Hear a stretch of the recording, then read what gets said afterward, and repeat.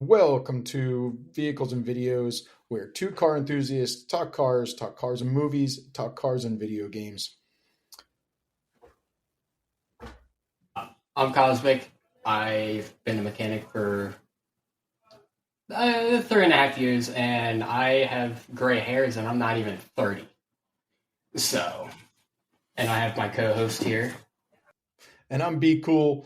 I've I've seen my fair share of the inside of police cars, prop police cars, working in the film industry, and we're here to talk today about the 3000 GT.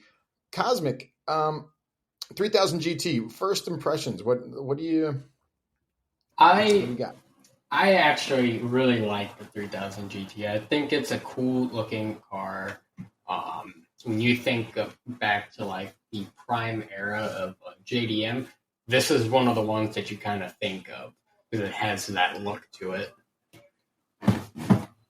Absolutely. As we're doing more and more of these podcasts, I would not describe myself as a JDM person. I'm a Volkswagen enthusiast. Um, but as we're doing more and more of these, I'm like, man, I liked almost all of the 90s JDM cars. and Yeah, and the Eclipse is probably top of the list. Uh, sorry, not the Eclipse, the 3000 GT. same, almost the same thing. They are very similar, but different. And again, when this thing came out, it was just jaw dropping. I remember so many people being really excited about this car, and quite frankly, I don't remember like what Mitsubishi had prior to this. Now, the Eclipse did come out 1 year earlier, right? The Eclipse came out in '89, and this came out in '90, right? So very similar kind of time frame, years, and all that stuff. But really, I don't really know that I could tell you that I was excited about a Mitsubishi car prior to the 3000 GT. How about yourself? I mean, I don't really follow Mitsubishi. Really the biggest one that I know from them is the Lancer and the Eclipse as well. But the 3000 GT, I feel like when it's compared to all the other JDM cars, it's kind of underlooked, if that makes sense. Because you also have the RX-7, the Honda NSX, you have the Subarus, and you have the Nissans and all of that. So the 3000 GT just kind of gets underlooked, which is unfortunate, but So the amazing thing is there's a bunch, like every time that like a bunch of cars similar to like I think I've seen them referred to as the seven samurai of like the Japanese cars, right? They occasionally do shootouts, and quite frankly, the 3000 GT had some of the best stats. It beat out a lot of the other cars, including the Honda NSX, like the coveted. Everybody wants one. They're $8 trillion. Honda NSX. This was faster. I'm pretty certain this was faster. I mean, it wouldn't surprise me because Mitsubishi, they have a history in rally as well. So you kind of need a fast car. You think of rally, and there's all these cars that have like 1,000 horsepower or something like that. And we'll take a gander at the NSX real quick. Yeah. So the NSX.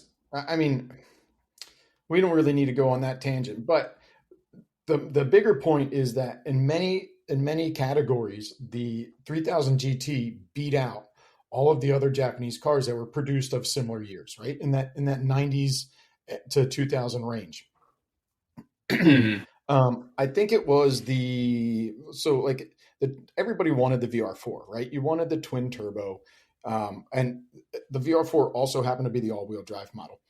That's the model that you wanted, but that came with like 300 horsepower. The Series 2 was faster than the RX-7 and the RSX. And this is what it was. The Series 1 had a faster 0 to 60 than the NSX. That's what it was.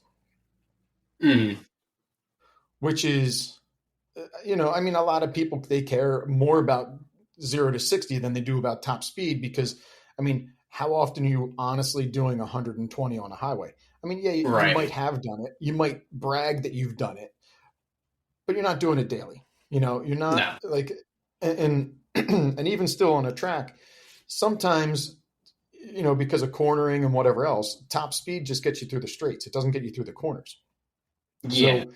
So if you're talking a couple miles an hour, top speed isn't necessarily, it's not it doesn't always win races, right? Yeah. No. Um, It comes down to top speed and 0 to 60 is kind of the same thing as horsepower and torque, but that I could see a similarity there where, horse, like some people get on torque numbers, some people get on horsepower numbers. Like one of the reasons why I'm not a big Honda fan is because their torque numbers are normally really high up. And the reason why I like Volkswagens is because the torque numbers are normally really low. Like at 2000 RPMs, you're hitting peak torque on many Volkswagens, but in a Honda, you've got to be much higher up.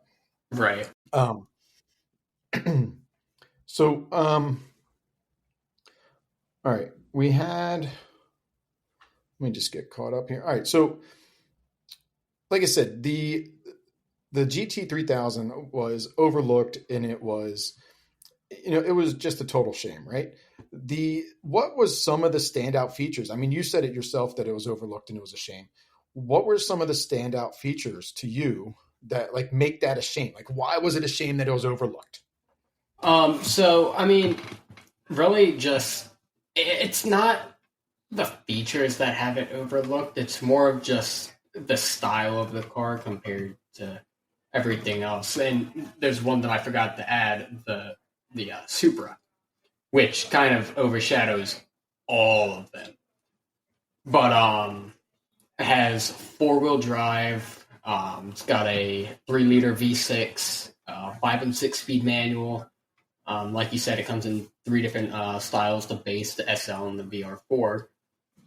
Um, and I mean, all-wheel drive on a engine that can make, where did I see it? Up 300 to, horsepower. yeah, up to 320 horsepower. That's a pretty Yeah. quick car,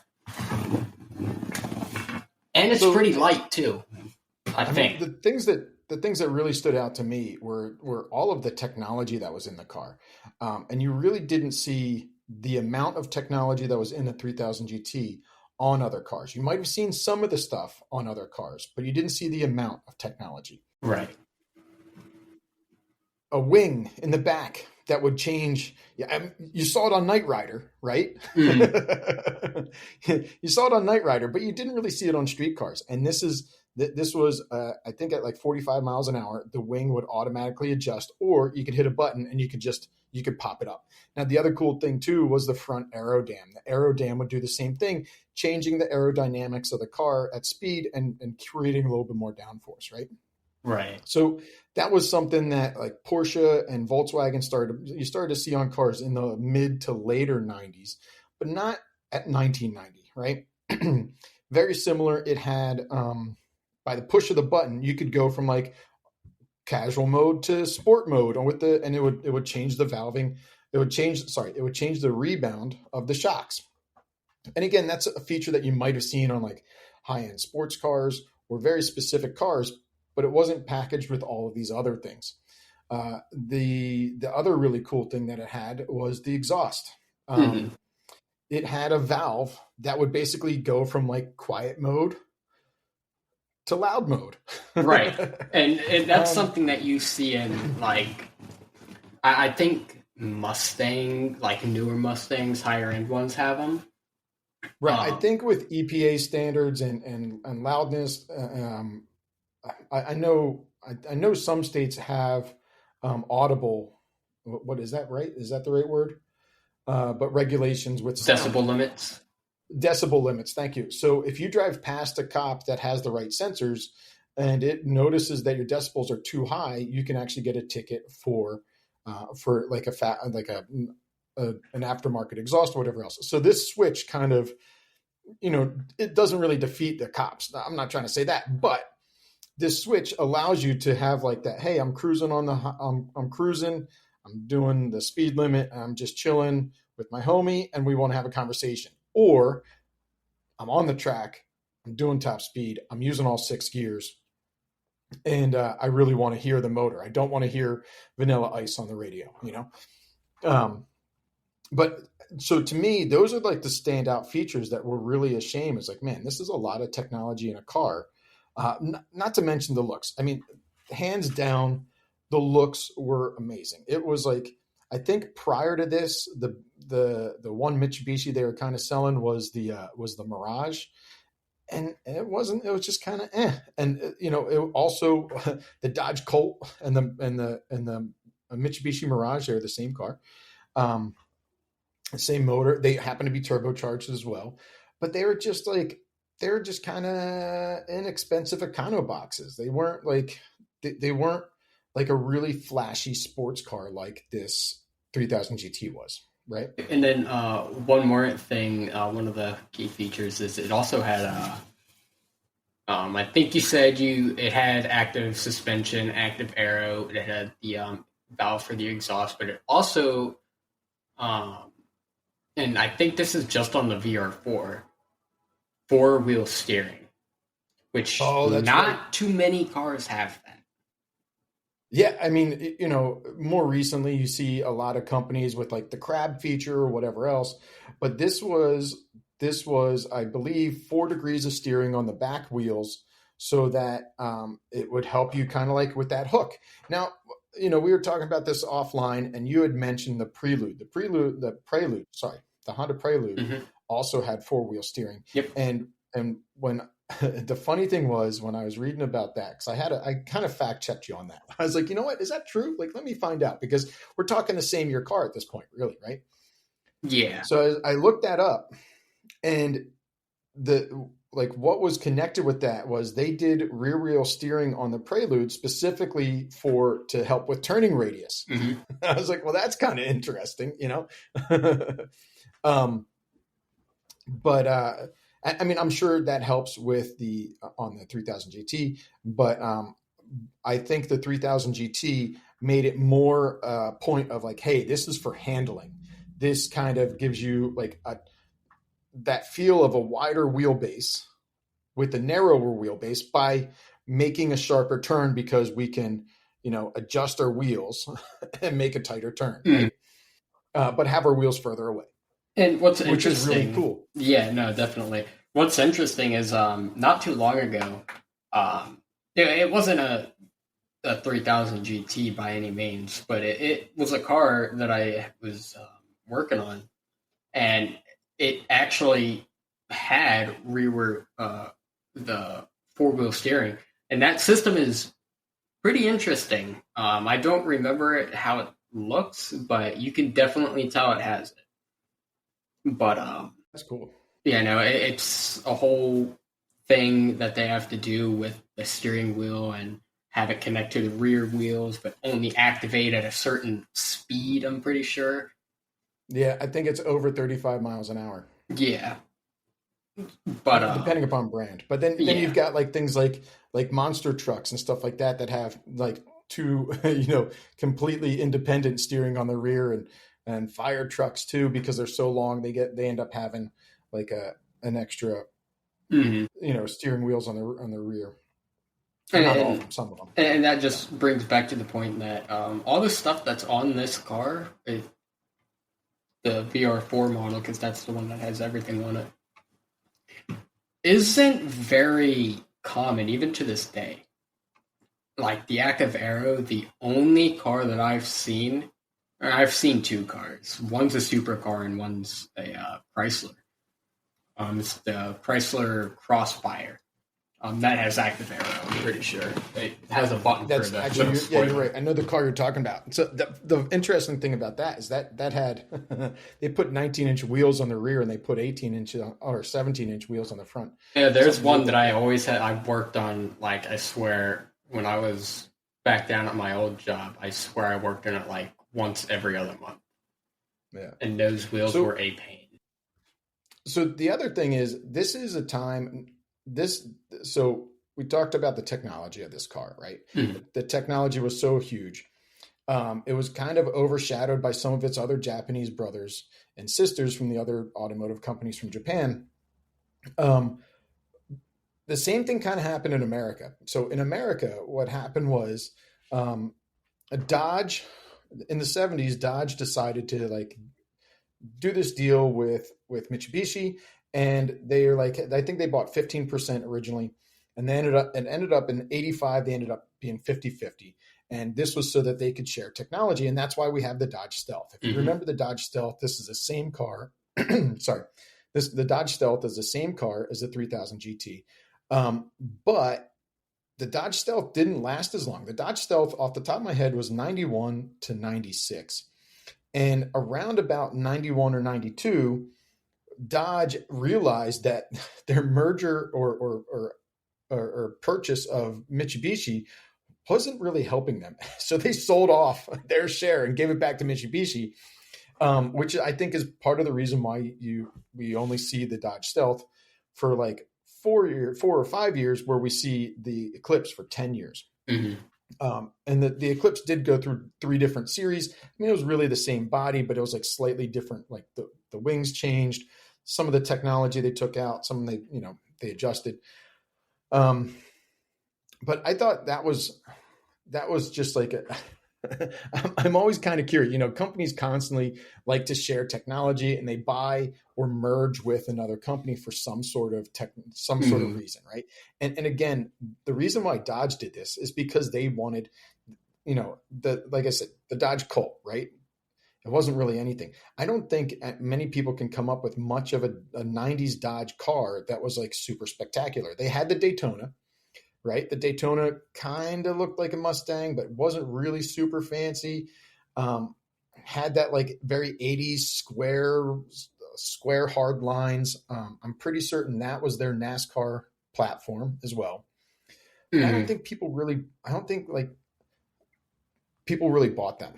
Mhm. They stuck with their trucks, right? They did have trucks available. But the biggest Dodge that I can think of from the 90s is the Dodge Caravan. That makes sense. Yeah, I would go with like their the Charger and Challenger as well. Well, so yeah, but so the Charger and Challenger were 70s cars, Mm, did not yeah, exist, you're right. did not really exist in the 80s and 90s, and weren't brought back around until like 2004 or 5, somewhere in there, right?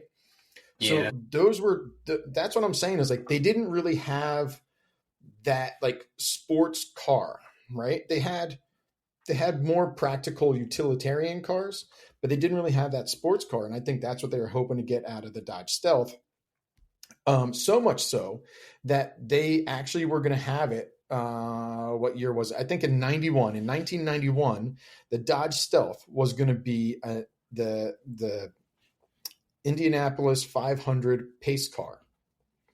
But people were so upset, probably because it was a twin turbo 6 cylinder that would kick the crap out of many of their V8s at the time. But they were Yeah. so upset that it was a Japanese car at heart that they replaced it with a prototype Dodge Viper. Which the Um, Dodge Viper is a pretty cool car. Listen, it's a great car, right? It's pretty cool. And so the other thing too to keep in mind is that they're kind of like two different things, right? The Dodge Viper is a 2-seat car. Hmm.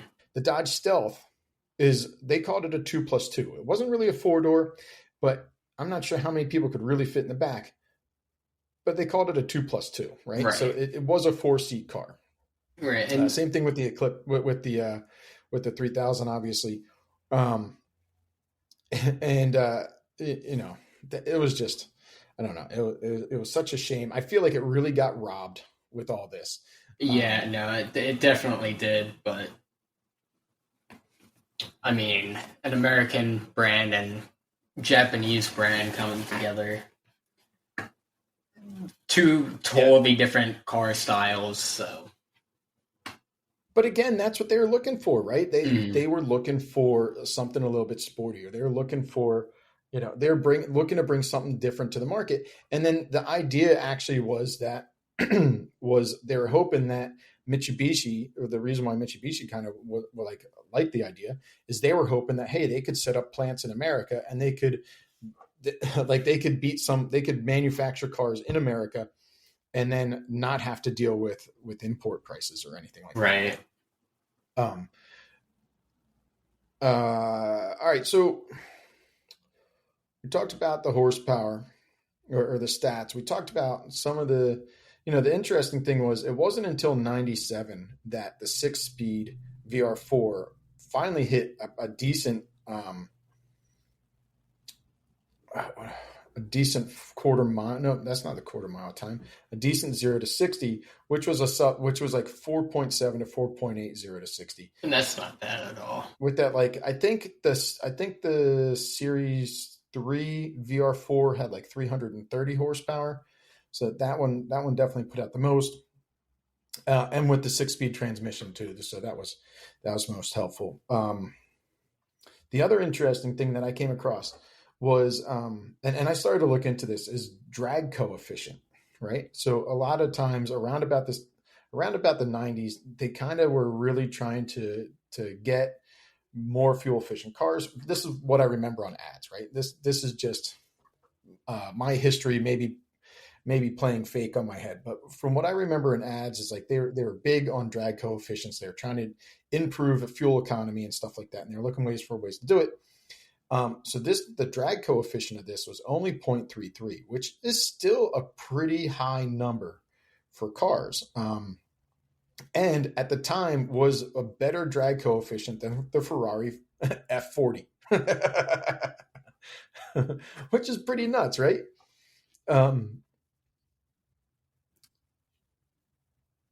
Most of those brands, like they wind tunnel the crap out of their stuff so that they're getting a really fast overall car. And I don't know how much design went into this, but they were really able to kind of punch it up with that drag coefficient. I looked up a couple of cars that I've owned recently, and their drag coefficient is somewhere between like 0.3 and 0.4, just for reference. Yeah, that's pretty quick. But going back to the Dodge stuff, and I might be wrong about this, but I think the main difference in the body style, because everything is pretty much the same mechanically wise, just the body style is a little different. And I say I might be wrong about this because a lot of the the 3000 GTs, the pictures I see of them are mostly have a modified spoiler. But this picture I'm looking at of the Dodge Stealth, typically your spoiler's on the very, very back of the car, like right at the end of the trunk. The spoiler is actually right at the edge of that rear window. And then you have your trunk space. That's a little odd to me, but I mean, if that's the active that can like go down and up, then I guess it doesn't really affect. So I'm not certain. I do not remember the Dodge Stealth having that active aero. I could be wrong. I don't remember it having the active aero. I do remember. I do remember the Eclipse having the active aero, but you're right. That like the way that the Dodge Stealth did that, it's like, it's so close to the back windshield. It's high. It doesn't seem like it makes any sense. I wonder if it was for trunk functionality. I don't know. It just looks like somebody took a part and put it on by accident. Yeah, no, because I'm looking at a bunch of pictures of the 3000 GT and all of them have the spoiler at the back. So, I mean, that's really the biggest difference I see. And not going to lie, if you can find a Dodge Stealth without that wing, which I've come across a couple of images of that thing is awesome. It looks so good without that rear wing. Similarly, the 3000 GT, as it went into the Series 2 and Series 3, they kind of changed. They went away from the aero wing and they just went on to a different wing. And they kind of had this big combat style wing, which I guess was like popular for the time, but it just looks stupid. I like I like the Series One personally. The Series One I think is so much has so much better looks than the later series. Yeah, no, the without the wing, it looks pretty good. But Have you come across many racing games with this car in it? not to my knowledge, no, actually. I've actually seen, like we said earlier, it actually seems like that it's more on the Eclipse side. I think I have seen it, maybe, but that'd be in like Forza or Need for Speed. Yeah, Need for Speed, Underground 2, and No Limits both had it. Hmm. I think it was the 3000 GT specifically in it. Forza had it in it, and Gran Turismo as well. I was kind of curious. Did you come? What were there any in that the game that you had the other day? The mechanic, I can't remember the name, the title of it, where you rebuilt the RX-7. Did that also happen to have any Mitsubishis in there? I don't think so. I'm pretty sure because the RX-7's a DLC in it. I don't think it actually had the the Mitsubishi DLC. I can actually double check real Gotcha. quick though. But I was just kind of curious. I didn't know, like, I didn't know how many video games it's kind of made. Again, it's a car that I don't think many people really think much of. It had that 10-year run and then it kind of disappeared. I don't think it's really. I'm not in that circle, so I can't say for definites for surezies, but I don't feel like it's really hit much of the collector's market either. Like not even so much the collector's market, but the car show market. no, I think the motors are kind of finicky and hard to work on, and you know the with such a limited run, I could only imagine parts aren't the easiest to get. It's probably all aftermarket. Um, but it did show up in a couple of movies. Most notably, the Dodge Stealth was Walker Texas Ranger's car, which is pretty cool.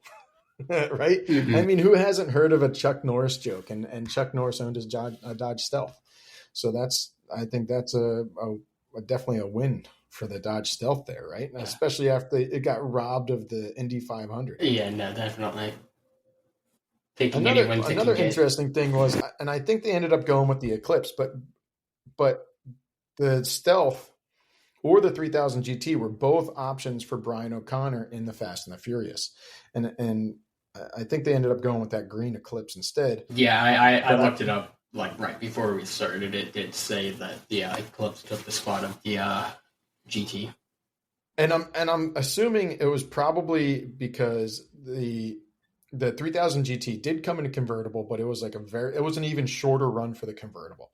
And I think, and anytime I think of an Eclipse, I think of a convertible. So, Mm-hmm. so some of that was probably the practical. Wait, was there that? No, I'm confusing because in the second movie they had the purple Eclipse that was convertible, right? In the first movie, the Eclipse was a hardtop. Probably, I haven't seen the. I'm pretty certain about that. I think I got those two confused, but the one movie that really kind of spotlighted the 3000 GT was Jackie Chan's Thunderbolt, and I think this was a 1996 film. Jackie Chan, it's kind of ridiculous. Jackie Chan's sister is kidnapped, and he has to race to get his sister back. Does that sound like Fast and the Furious or what? Yeah. Right? Minus the kidnapping Yeah. sister part, just the racing No, part. absolutely no. I'm pretty certain the sixth movie they literally they didn't kidnap his sister, It but she might. was brainwashed. But then later on, I think around about Fast and Furious 9, they kidnapped his son. So it's the same thing. I don't know. There's been so many movies. I'm not gonna lie. I've only seen Tokyo Drift, and I don't even remember that one, and their newest one. which I Yeah, also well, don't Tokyo remember. Drift is definitely a fun one with all the drifting and all the different cars in the car scene. You know, I heard it best, which is the first three movies were the three movies that were actually about the car scene, and then anything after that is just like car karate. You know, Right. and it's you know it's ridiculous and fun, but you know it's no longer about the car scene. And the first three movies were about the car scene. Now, I do think that the fifth movie, which happened in Brazil, was a little bit was it the fifth movie? It had a little bit of the car scene in it, with the whole you know when he kicks all the bumpers off and has to race the guy, and he uses you know a vacuum tube to basically create a boost scenario in his car. Yeah, there's some Um, crazy stuff in that franchise. yeah, but uh, were there anything? Was there anything else about the 3000 GT or the Dodge Stealth that you wanted to talk about? I mean, not really. I mean, just unfortunate it got overshadowed by all the other cars in that era. But I mean, at the same time, you do have the NSX, you do have the Supra, you do have the Nissan's, what is it? The GTR Yeah, Skyline. yeah, the Skyline, Yeah, definitely. Yeah, this car was made in the time with the Supra and the Skyline, which it's not really a good time to make well, sporty cars with those two cars dominating the streets and all that. yeah, I mean that's true. You know, I'm almost kind of curious. Like I feel, I feel this way more about the Supra than the Skyline, but you know, I do think Fast and the Furious really kind of drove up the price of the Supra, the popularity and the price of the Supra. I definitely do think it did, but at the same time, the Supra was being modded out to be like one of the faster cars, street legal Yeah, cars. I mean, it's still the motor, like the 2JZ and the 1JZ, I think are still pretty hot motors, Mm. regardless of the shell, right?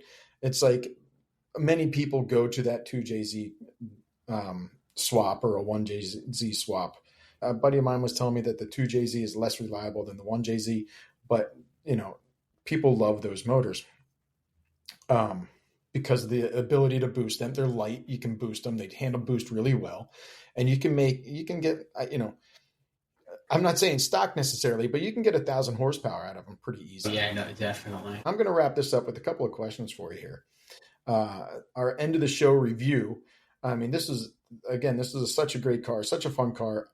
I I almost wish I had one just for like a summer cruise car, something like that, right? Mm. But for you, Cosmic, and I'll try and do my best to answer these questions as well. What do you prefer, the 3000 GT or the Dodge Stealth? I'm gonna say the 3000 GT. Just, I mean, I was gonna say looks better, but they look almost the exact same. But it's mainly a Japanese car, so you kind of gotta lean on that side. Well, Though the so Dodge Stealth does look pretty good. I mean, it's the same overall body, but it's Mm-hmm. different bumpers, it's different side kits, it's different wings. So yeah, they are the same car, but to me, they look a lot different. Yeah, no, definitely. And the front bumper of the Mitsubishi is so much nicer looking. It's awesome, and I think the 3000 GT, just that's the one that holds it in my book. All right, so Cosmic, you decide that you need a new car. You go out and you buy yourself that 3000 GT. Are you going to daily drive this thing, or are you going to garage queen it? What are you going to do? Mm, if I need a new car, I might. Maybe not so much you need a new car. You've got funds for an additional vehicle, for another vehicle. I would definitely. I want to say I want to make it a project car, but that's not happening because I'm gonna refuse to even touch it. It's Mhm. probably gonna be garage kept, cleaned, pretty much made into a show car. And so you bring something up that's interesting is a project car. So to me, project car can have many different meanings. And And so to me, I think this would be a great project car. And it would be something to not so much restore 100% every nut and bolt, but to kind of restore to that like OEM, like original equipment manufacturer kind of styling and look and feel, but maybe a little bit of extras, right? Like Right. I definitely like the Series 1 more than Series 2 or Series 3. So that's one I'd be leaning towards. And I would probably want to, I'd want the more horsepower, and I'd probably want the 6-speed transmission, right? So those are some of the things that I would be looking to do as far as like restoration or project car. But overall, I think I would just, I mean, I think I just enjoy driving the hell out of this. Hmm. Would you go for the hardtop or the very rare, made for 2 or 3 years convertible? Mm, I'm gonna go hardtop on this one. Most of the time, if you give me hardtop versus convertible, I'm usually gonna pick hardtop. Um, for the main fact that, and I don't think this had that like soft top convertible. I'm not too sure. Because all the pictures I see of it are hard tops, and if it is a convertible, then the top is already down. Yeah. Um, but like a lot of convertibles have that like soft top, and it's usually either black or beige, and then it just does not look good on the car. Um, I there are definitely cars that I like as a convertible, and there's definitely cars that I prefer as a hardtop. And this is one of those. Like I just, like there, even though I probably wouldn't destroy this car and like totally race it all the time. This is a car that I do want a top. I don't want the convertible. I wouldn't just drive around with the top off. I don't know. I want the hard top. Uh, um, I'm going to agree with you there. That's just where I go with that. Now, would you track it? And if so, we've talked yeah, about a couple different tracks. So what are you going to be doing with this sucker? I'd road track it definitely. Road race? Yeah, it, Yeah. it it has the 4-wheel steering. It has the engine, manual transmission, um, small car. Yeah, small. I'm not. It's not like Miata small, but it's not like Charger or like Challenger big. It's like in that mid-size, like a good track car size. Um, so yes, I definitely would road track it if I'm Nice. not garage keeping. And what color are you going with this sucker here? Factory colors were pretty the standard: red, blue, green, yellow, white, silver, and black. You know, different combinations of those. So like they had very specific titles for the blue or the green. Mhm. I think they had two different colored blues. Um, Give me black. You're going black. Mhm. As again, I like the JDM white. I don't know. White This is a does look couple of pretty times good. that we've talked about a JDM, and I've leaned towards the white, and I don't know what it is. Their whites just seem a little bit different. Maybe it's the lines. I don't know.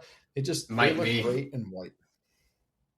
And one quick thing, going back to the convertible, it actually looks like it is a hardtop convertible.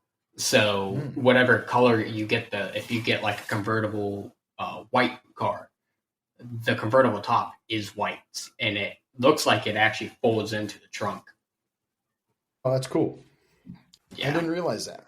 yeah, that's what it looks like. Again, it's like I very quickly think of an Eclipse convertible when I think of when I'm curious as to what this looks like. I mean, the Eclipse and this are similar looking, right? They're Mhm. not the same, and I know many people could probably be like, "Oh, you can tell the difference is a mile away." Yes, you can, but Yeah, definitely. in my head, regardless of that, in my head, I go to the Eclipse convertible when I'm thinking about this, rather than this, which, but that's a whole nother story for Yeah, another no, day. we'll probably end up talking about the eclipse if we get Mitsubishi again. Absolutely, and well, or we could because there was the Eagle Talon, right? The Eagle Hmm. Talon was also the Eclipse, wasn't it? Pretty sure, So we yeah. could. we could get that. All right, I think that kind of hits the nail on the head for today. Um, we talked about a little bit of the history of the Dodge Stealth and the Mitsubishi 3000 GT, originally titled the GTO, but they thought in the American market it would compete too much with. Makes sense. So I mean, But you have a car that's named a GTO in the American market already. yeah, so which is like Grand Touring something or another. I can't remember what the O stands for, which is why they took the O off. They put three zeros in front and a three. We're going to wrap it up here. Thank you guys all for coming out to Vehicles and Videos. Today again we talked the 3000 GT and the Dodge Stealth. You can check it out in the movie Thunderbolt with Jackie Chan, '96 film, and next week we will be talking about the Volkswagen Beetle. So tune in for episode 4, Volkswagen Beetle, and we will talk to you then. See you guys on the next one.